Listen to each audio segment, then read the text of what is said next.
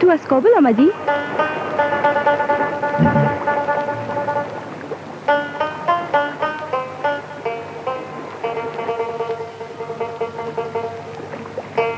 کابل چه قسم شهر است؟ شهر است دیگه.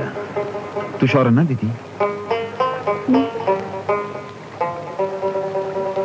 شهر مقبول، خانه‌های بلند، سرک‌های کلان، دکان‌های قسم قسم، موترهای رنگ رنگ، آدم‌ها.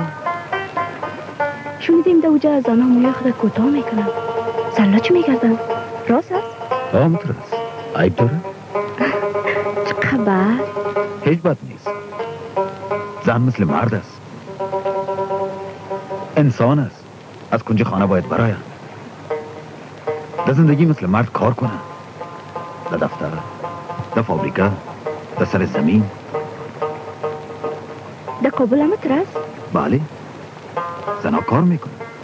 حتی در آباد ساختن تعمیرها. مرداشون چیز نمیگن؟ نه، چرا چیز بگویم؟